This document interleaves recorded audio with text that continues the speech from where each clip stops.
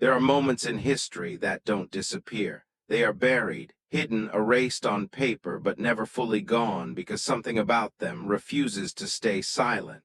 This is one of those moments. It begins in 1857, in a place most people have never heard of, a plantation outside a growing town called Little Rock. On the surface, it looked like every other plantation of its time. Wide land, endless fields, a large house standing above everything, and people who had no choice but to live under it. But beneath that normal appearance, something else was happening, something no one talked about openly, something that didn't belong even in that brutal time, because this wasn't just control, this wasn't just labor, this was experimentation. The man who owned everything the plantation belonged to a man named Jeremiah Rutledge. He wasn't born into this world, he chose it, came from the north, educated, calculated, and obsessed with one idea, that people could be improved, not through kindness, not through teaching, but through pressure, through force, through breaking them and rebuilding them into something more useful. He didn't see people, he saw variables, outputs, limits to be tested and pushed. And then he found something different, a man, tall, quiet, different from the others. His name was Samson. No one knew where he came from. No one knew what he had been through before. But one thing became clear quickly. He wasn't like the rest. The first signs he worked longer, without slowing, without stopping, without breaking. Others struggled, collapsed, needed rest. He didn't. At first it looked like strength, then it looked like something else. Control, perfect control, over his body, over his energy, over himself. And that caught Rutledge's attention because men like him don't ignore anomalies, they study them. The tests began quietly, privately, away from everyone else. At first, simple. Lift this. Carry that. Measure time. Measure output. Compare. Record. And Samson always exceeded expectations, not by a little, by a lot, enough that normal explanations stopped working. So Rutledge pushed further, more weight, longer hours, harder conditions, looking for a limit, but the limit didn't come. And that's when curiosity became obsession, because if there was no limit, then something had changed. Not trained, not conditioned. Changed. The private experiments, the tests became more controlled. More isolated, less about work and more about observation. Samson wasn't just being used anymore. He was being studied, measured like an object, heart rate, endurance, response to stress, even behavior, patterns, reactions. But there was one thing Rutledge didn't expect. Samson wasn't just adapting physically. He was thinking, watching, learning, and that made everything more dangerous because strength can be controlled. But intelligence, that's where control starts to fail. The others noticed. Two whispers spread. Quietly, carefully, because noticing too much was dangerous, but they saw it. The way he moved, the way he worked, the way he looked at things, like he understood more than he should. And sometimes, late at night, he would sit alone, not resting, not sleeping, thinking. That's when the fear began, not loud, not spoken, but present, because people sense change before they understand it. And something was changing, not just in Samson, but around him. Then came the decision Rutledge wanted to show him, not hide him anymore. Reveal him to others like him, men with power, money, influence, because discovery means nothing if no one sees it. So he planned a night, a gathering, a demonstration, something no one would forget. A night that would prove that human limits could be broken. But what he didn't understand was this: when you push something beyond its limit, you don't control what it becomes. You lose control, and that's exactly what happened.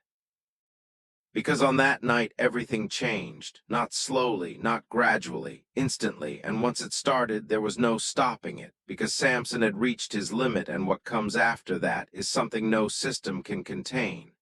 The day didn't feel different. That's what made it dangerous, because the most important moments rarely announce themselves. They arrive quietly like any other day until they're not. Morning, the plantation woke early, earlier than usual, movement everywhere, preparation. Cleaning, orders being given faster than they could be followed. Because tonight people were coming, important people, men who expected to be impressed, the house polished, perfect, every surface cleaned, every detail controlled, because appearances mattered more than truth. Outside, the fields looked the same, work continued, nothing changed, but something felt different, subtle, hard to explain, like the air itself was waiting. Samson, he moved through the day like always, working, carrying, lifting. But if you watch closely, something had shifted. His movements were precise, not faster, not slower, calculated, like he was conserving something, saving energy for later. The others felt it. No one said anything. They didn't need to because everyone understood something was coming and it wasn't normal. Inside the house, Rutledge prepared differently, not for guests, for proof. Notes laid out, observations reviewed, everything organized, because tonight he wasn't hosting, he was presenting. The belief he truly believed. He had discovered something new, something powerful, something that would change everything. And more importantly, something that would make him important. The guests arrived late afternoon, carriages rolling in, one after another, men stepping out well-dressed. Confident, used to control, they greeted each other easily, laughing, talking, unaware of what they were about to see. The conversation's business, politics, future plans, and then quietly the topic shifted. To the demonstration. Curiosity, skepticism, because claims like that sound impossible. And impossible things usually aren't real until they are dinner long, heavy, controlled, food served, drinks poured, everything exactly as expected. And that's what made the moment after so sharp. Because when routine ends, truth begins. The announcement. Rutledge stood, calm, confident. He didn't raise his voice, didn't need to. I want to show you something. Simple, but the tone behind it carried weight. Everyone followed out of curiosity, out of pride, out of the need to not miss something important. The walk through the night air toward a separate building, not the house, not the fields, something else. The structure large, isolated, used for work, but tonight used for something different. Inside light, too bright, shadows moving along the walls, and in the center Samson, waiting, still. The first impression silence, because no one expected what they saw, not just his size, not just his presence. But the way he stood, calm, controlled, not like a subject, like something else. Rutledge begins. He explains, carefully, measurements, results, capabilities, all framed as discovery, not cruelty, not control, discovery. Then the first test lift, something heavy, impossible. Samson lifts it. Easily, no strain, no effort, reaction murmurs, interest, but not belief yet, because one act can be explained. So Rutledge continues. More weight, more force, more pressure. Each time Samson delivers, perfectly, and slowly the room changes from curiosity to unease, because now it's not coincidence, it's pattern, and patterns mean something is real. The breaking point. Rutledge pushes further. Not satisfied, because discovery is never enough. He wants proof, absolute proof. So he chooses something new, something heavier, something extreme, something unnecessary. And that's when it happens. He gives the command, simple, direct. Do it. And for the first time, Samson doesn't move. Silence, not confusion, not hesitation, stillness. Then he speaks quiet, clear. No. The room freezes because that word shouldn't exist there, not in that place, not in that moment. Rutledge doesn't understand, not at first, because men like him aren't used to refusal, so he repeats stronger, sharper. Do it. And Samson looks at him, really looks at him for the first time, and says it again, no. But this time it's different, because now it's not just refusal, it's final, and in that moment everything shifts. The power, the control, the illusion, all of it breaks. Because this was never about strength, it was about control, and control is gone. What happens next, no one is ready for, because when something breaks, it doesn't break quietly, it shatters for a few seconds, nothing moved. That's how it starts, not with chaos, with silence, because the mind needs time to catch up with what just happened. No one expected that word, no.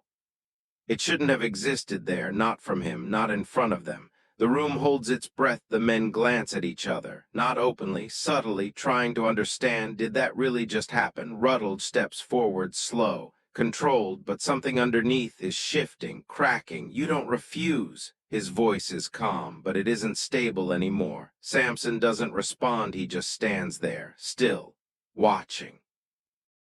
That's when it becomes clear this isn't hesitation. This isn't confusion. This is choice, and that changes everything. Rutledge makes a mistake. He moves closer, too close, because men who believe they're in control don't see the moment control disappears. He reaches out, not violently, not yet, just enough to assert dominance, just enough to remind who decides.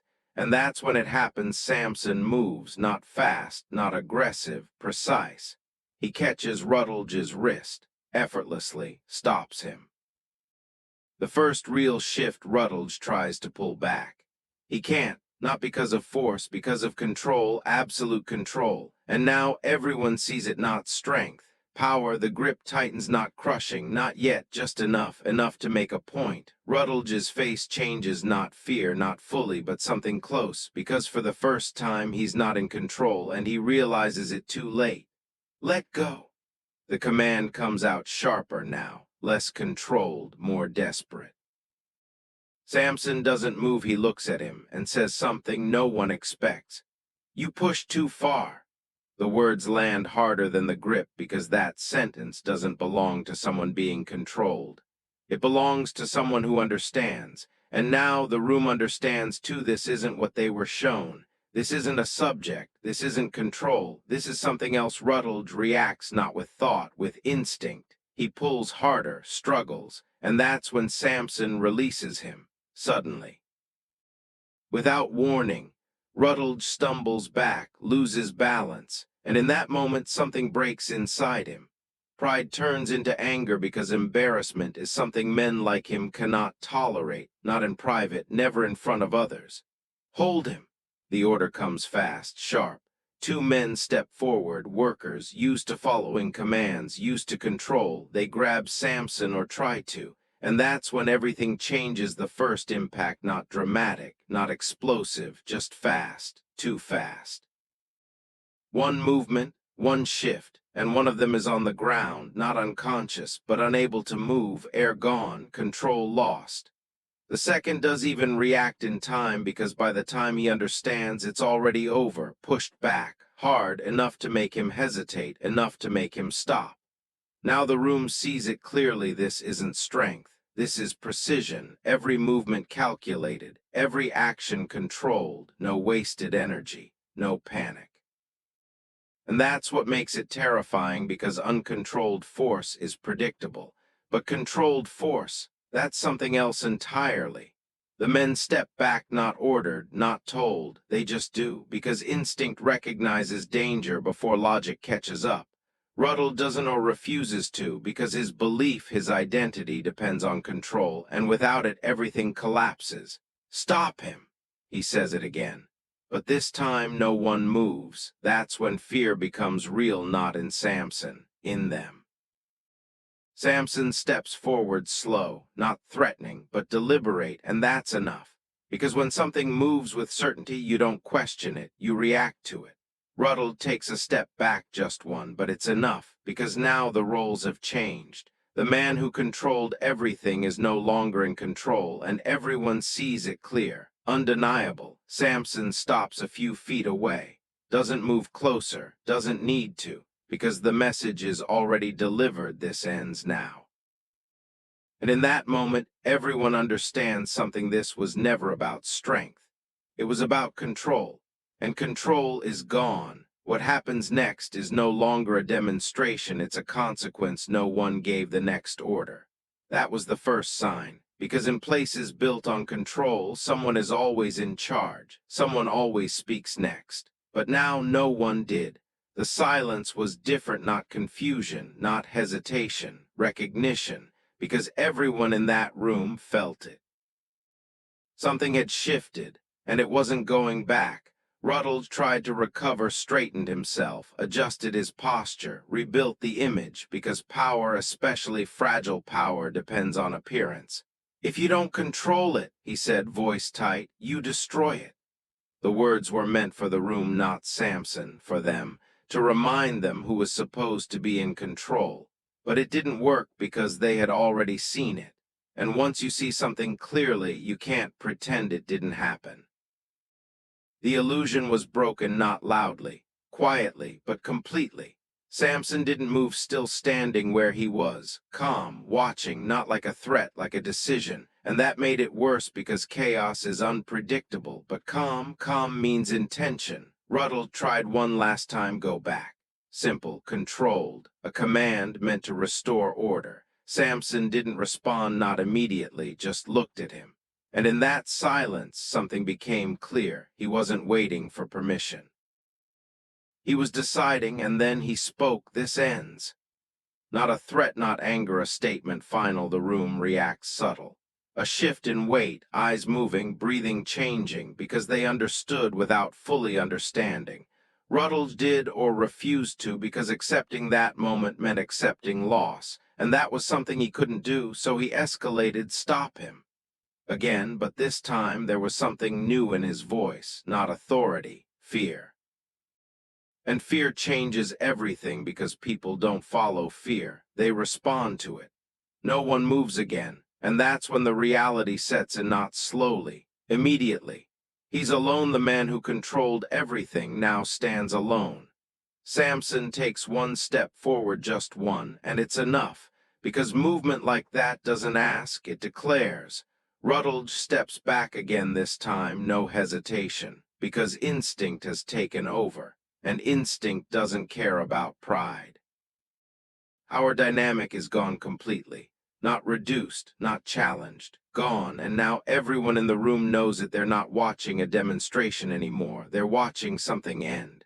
The men start to leave, not all at once. One step, another, quiet, careful, because staying no longer makes sense. This isn't what they came for. They came to see control, to witness power, to confirm belief. Instead, they saw it collapse.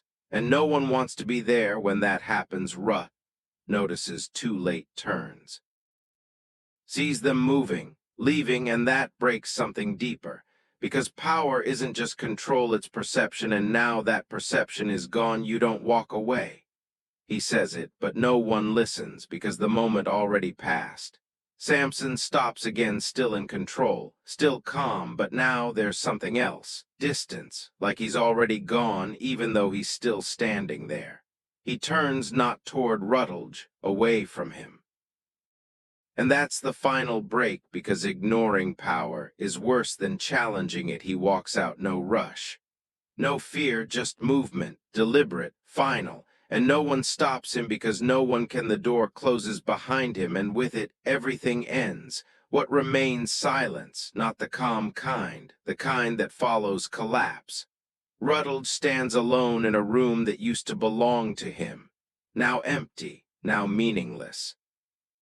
Because control, once lost, doesn't return the same way, and somewhere outside, something else has begun. The door closed.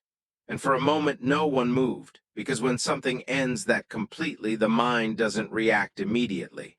It pauses, trying to understand what just happened. Rutledge didn't speak, not because he didn't want to, but because there was nothing left to say. Every word he had depended on control, and control was gone. The room emptied quietly, one by one. No discussion, no agreement, just distance, because people don't stay close to something once they realize it's broken. Outside, the night felt different, not calmer, heavier, like something had shifted and the world hadn't caught up yet. Samson walked, not running, not hiding, walking across the field, through the edge of the trees, like he already knew where he was going. No one followed. That's what made it final, because this wasn't escape. It was release. Inside the house, Rutledge sat alone. The notes still on the table, the records still organized, everything exactly where it had been, except now none of it mattered. The obsession remains because men like him don't let go. They adjust, reframe, find a way to explain failure without accepting it. It can be controlled. He said it quietly to no one. It just wasn't complete. That's how it starts again, not with truth, with denial. The next morning orders were given, search parties, men sent into the woods, instructions. Find him, bring him back. But the woods don't follow orders. The search, they looked for tracks, signs, movement, and at first they found something, footprints, broken branches, a direction, but then nothing, like he disappeared, not slowly, instantly. The men returned empty-handed, with something new in their expressions, not failure, uncertainty, because they weren't used to not finding something. Ruddled refused to accept it, sent more men, expanded the search. Days passed, then more, nothing. And slowly the search stopped, not officially, quietly, because there was nothing left to follow. The plantation changed, not visibly. Work continued. Routine remained, but underneath something was gone, not control, belief, because everyone had seen it that moment, when something refused, when something chose, and once you see that, you can't unsee it. The others began to think quietly, carefully, but differently, because the idea had been planted, not loudly, but deeply. What if? That question is where everything changes. Ruddle tried to continue more tests, more pressure, more control, but something was missing, because what he had was never just strength. It was something else, and that something was gone. The records remained stored, preserved, observations, measurements, proof of what had happened, but not proof of what it meant. Because understanding is different from control, and he never understood. Years past, the story faded. Not erased, but quiet. Something people remembered but didn't discuss. Because some things are easier to ignore, but not completely, because occasionally someone would say something. A sighting, a story, a man in the distance, working, moving, different. Stronger than normal, too controlled, too aware, always alone and always gone before anyone could get close. The pattern, never the same place twice.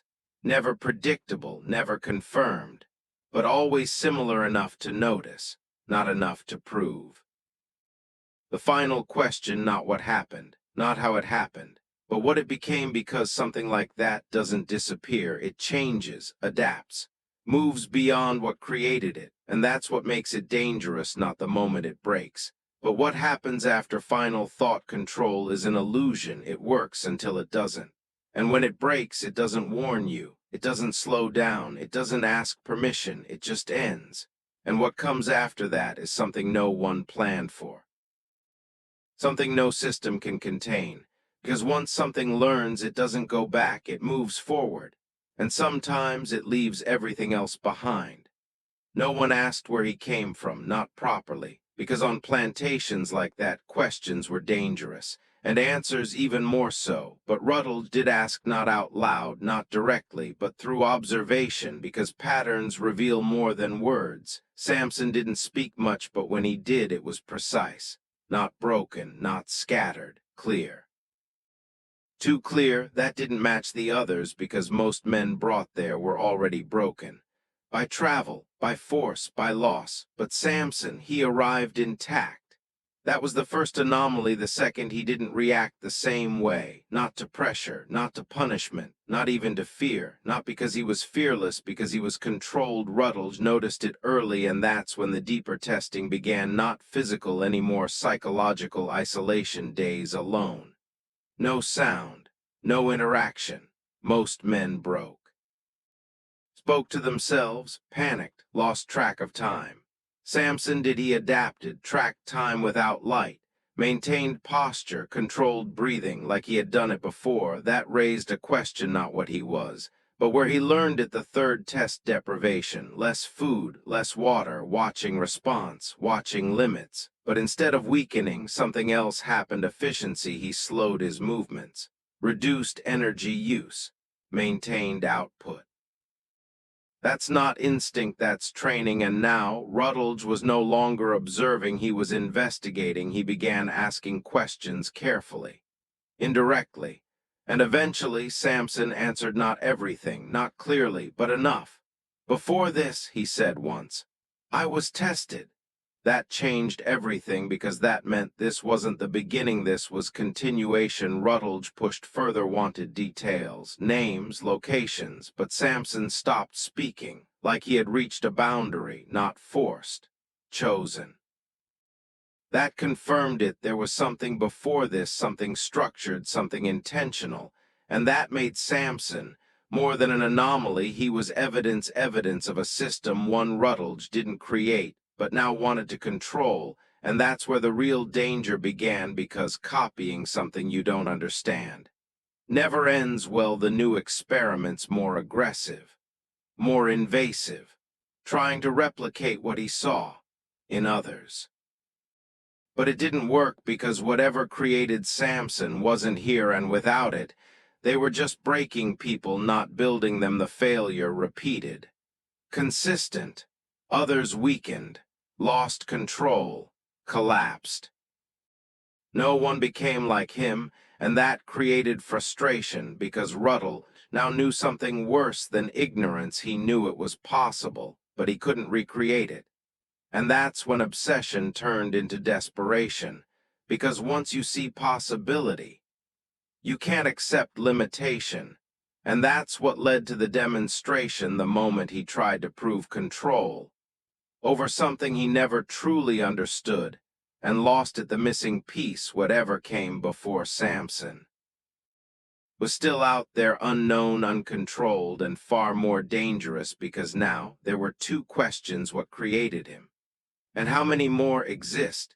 It didn't start there. That was the first mistake, thinking the plantation was the beginning, because what happened there was only a fragment, a continuation of something older, more controlled, and far more deliberate. The clue he almost ignored. Rutledge went back to the notes, not the results, not the measurements, the conversations, small details, things that didn't seem important at the time. Samson's words: "I was tested." Not trained, not taught, tested. That word mattered, because testing implies structure, design, a system, and systems don't appear randomly, they are built. Ruddle started looking backward, not at Samson, but beyond him: trade routes, transport records, origins of shipments, trying to trace where he came from. Most records were incomplete or intentionally vague, because people like Samson weren't meant to be tracked. They were meant to be moved. But one detail stood out: a port, not common, not frequently used, a place where records became inconsistent. That's where the trail shifted from visible to hidden.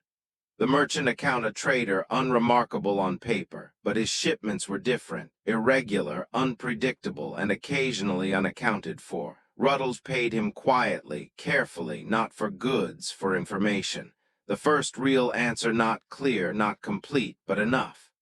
"There are places," and said, "where they test men."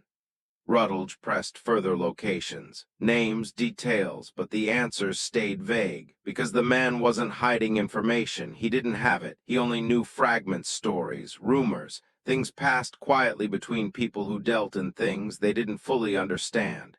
But one detail stayed consistent: isolation, always far from cities, far from attention, places where mistakes could disappear. And something else: selection, not random, not accidental, chosen. That changed everything, because selection means purpose, and purpose means intent. The theory begins to form: not spoken, not written, but clear. Somewhere there were people running controlled experiments, testing limits, breaking men, and trying to build something new. Samson wasn't the result, he was the success. The rare case where something worked, which meant there were many failures, and failures leave traces. Rutledge wanted access, not to observe, to control. Because men like him don't study systems, they take them. But he couldn't find it: no location, no clear path, just fragments, enough to confirm it existed, not enough to reach it. That's what drove him further, because knowing something exists but not being able to reach it creates obsession. The replication attempt: if he couldn't find the system, he would recreate it, from observation, from inference, from what little he understood. But that was the flaw, because imitation without understanding leads to failure. The new subjects: more men isolated, more pressure applied, more limits pushed, but the results didn't match. Some became weaker, some broke mentally, some stopped responding entirely. None became like Samson, Because he wasn't created there, he was shaped somewhere else, and that difference couldn't be replicated. The realization, it came slowly, but completely. Rutledge didn't discover something new. He found something that already existed and misunderstood it, and that misunderstanding is what led to everything collapsing, because control over something you don't understand is temporary, and temporary control always ends the same way. The larger implication: if one system existed, there could be more. If one success was found, there could be others. And if that's true, then Samson wasn't unique. He was just the first one. They saw that thought never left Rutledge, not after that night. Not after the failure. Because now he wasn't chasing control anymore, he was chasing origin. And that is far more dangerous, because origin means source, and source means something bigger, something organized, something still out there. Final thought: the plantation was never the beginning. It was a mistake, a place where something real was misunderstood, and once misunderstood, pushed too far until it broke. But somewhere beyond that place, the real system remained unseen, uncontrolled, and still operating. The story should have ended there. That's how people remember it. A single night, a single man, a moment where control broke and everything collapsed. But stories like that don't end cleanly. They spread quietly, in fragments, in pieces that don't seem connected until they are. The first report, it came a year later. Not official, not documented, just a man passing through a small town. He told a simple story. He saw someone in the distance, working, alone, carrying something no one should be able to carry, not struggling, not slowing, just moving, like it meant nothing. At first, no one paid attention, because strength alone doesn't prove anything. But then more reports came, different places, different people, same description, always alone, never part of a group, never staying in one place, moving. Always moving. The pattern becomes clear, not immediately, but over time, because patterns take repetition to be seen, and once they are, they can't be ignored. The second detail: it wasn't just strength, it was control. The way they moved, the way they worked, the way they stopped, everything was precise. No wasted motion, no hesitation. That matched Samson exactly. Which meant one thing: he wasn't alone. The locations, not random. That's what made it strange. They followed routes, trade paths, migration lines. Places where people moved without being tracked. That suggests intent, not wandering, movement with purpose, and purpose means structure. The witnesses, not all of them, spoke openly. Some didn't want to be involved. Some didn't want to be believed, because saying something like that invites questions, and questions lead to attention. But a few described the same thing: not just physical strength, something else, awareness. He looked at me like he already knew, one man said. Like I had already been understood. That's not normal, that's perception, and perception at that level changes everything. The third pattern: they avoided conflict. Not out of fear, out of choice. Because nothing about them suggested weakness. If anything, they chose not to engage. That's control beyond strength, that's decision-making, and that raises a bigger question: what are they moving toward? Because movement without purpose doesn't stay consistent, but this did. Rutledge heard the reports years later. Quietly, through traders, through travelers, and each time the same description appeared. Strong, controlled, alone, and each time he reacted the same way: denial, because accepting it meant accepting something worse, that what he saw was not unique, and what he lost control of was only one example, the hidden truth. If there were more, then there was a system. If there was a system, then someone was still running it. And if that's true, then nothing had stopped it, had only continued. Somewhere else, the expansion. Years pass, then decades, and the pattern doesn't disappear. It evolves. Different regions, different descriptions, but always similar traits: strength, control, awareness. Not identical, but consistent enough to matter. That suggests variation, not copies. Developments, which leads to the most important realization: This isn't an accident, it's progression. The question no one could answer, not where they are, not how many exist, but why they exist, because strength alone doesn't explain movement control alone, doesn't explain consistency. There's something else, something guiding it, and whatever that is, has never been found. Final thought: people look for what's obvious, what's visible, what stands out. But systems like this don't operate that way. They move quietly, they adapt, they spread slowly until one day they're no longer rare, they're normal, and by then it's too late to question it because it's already part of the world. And if that's true, then this story was never about one man, it was about something much bigger, something still moving, still evolving, and still unseen. The reports never stopped. They just changed. At first, people described strength, something physical, something visible.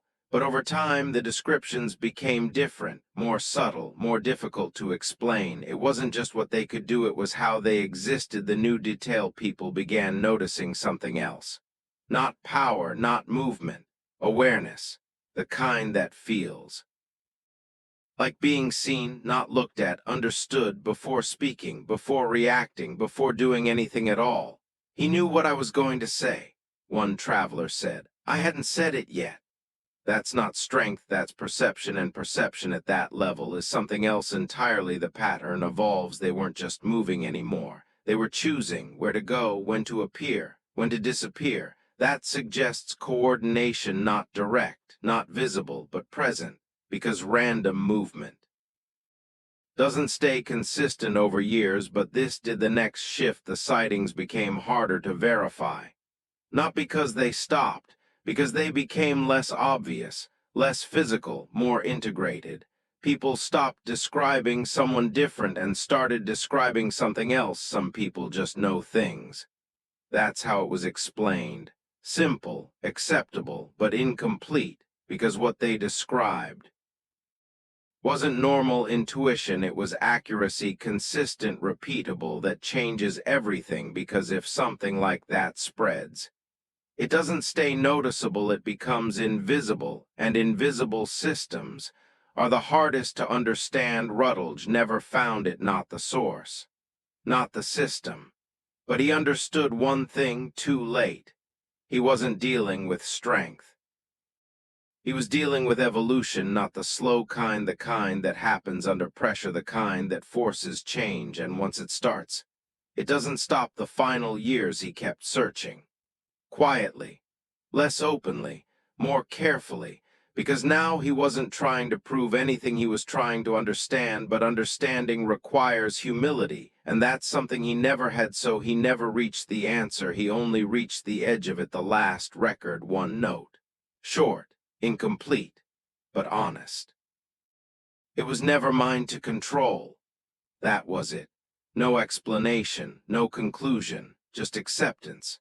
And then nothing. The story does end there, because systems like this don't depend on one person. They continue with or without recognition. The present, if you look at it logically, strip away everything dramatic, what remains? A pattern. Rare individuals with higher awareness, better control, faster perception. That's not impossible, that's variation, and variation is how change begins, slowly, quietly, without announcement, until one day it's no longer rare. Final thought before the end: the most dangerous systems are not the ones you can see, they are the ones that blend and that adapt, that don't need attention because they don't rely on being noticed, they rely on continuing. And if something like this exists, it wouldn't look extraordinary, it would look normal until you look closely, and by then, it's already part of everything, which leaves one final question: not where it started, not how it happened, but what it becomes. Let's slow this down. Strip it back. No mystery. No exaggeration. Just what holds up when everything else is removed. Start with the facts. A man showed abilities beyond normal limits. Strength, control, endurance, but more importantly, awareness. Not random, not chaotic, consistent. That matters, because consistency means pattern, and patterns can be explained. The first layer, physical control, the human body already has limits, but those limits are not fixed. They are regulated by the brain, pain, fatigue, fear. These are signals, not hard boundaries. Most people stop before their actual limit, because the brain tells them to. Now imagine someone who can override that, not ignore it, control it. That alone explains strength beyond expectation. The second layer, efficiency. Most people waste energy, small movements, unnecessary tension, poor breathing. But remove inefficiency and performance increases significantly. Now combine that with control. You don't just get strength, you get precision. The third layer, awareness. This is where it becomes interesting. Humans constantly read signals, micro-expressions, body language, tone shifts. Your brain processes this before you notice it. That's intuition, but intuition is usually vague, inconsistent. Now imagine it sharpened, clear, reliable, immediate. That changes interaction completely. It looks like prediction, but it's not, it's recognition. The fourth layer, environment. Pressure changes people. Extreme environments force adaptation. Most break, some adjust. Very rarely someone optimizes, not stronger by nature, stronger by necessity. That's the key difference. This wasn't created. It was revealed under the right conditions. The missing system there may not have been one, no hidden organization, no controlled network, just repeated conditions, different places, different times, producing similar outcomes. Because the input was the same. Stress isolation control, and in rare cases, adaptation. That explains the sightings. Not identical people. Similar results, different individuals reaching similar states. That explains the variation, why they weren't all the same. Why some were stronger, some more aware, because adaptation is never identical. That explains the disappearance. They didn't vanish. They integrated, blended back into the world, because there was no reason not to. And that leads to the real conclusion: there was never a single event. There was never just one man, there was never one system. There was a possibility, a condition, a state that very few people reached, but not impossible. And that changes how you see everything, because once something is possible, it doesn't stay rare forever. It spreads, not intentionally, naturally. Final thought: you don't need a hidden organization to explain this. You don't need something supernatural. You don't need anything beyond reality. You just need this: the understanding that human limits are not as fixed as they seem, and under the right conditions, they can change quietly, without attention, without recognition, until one day, what once seemed impossible no longer does. And the most important part, you wouldn't notice when it happens, because it wouldn't look extraordinary. It would look normal, just slightly different. And that's how real change works: not loud, not obvious, but constant and unstoppable.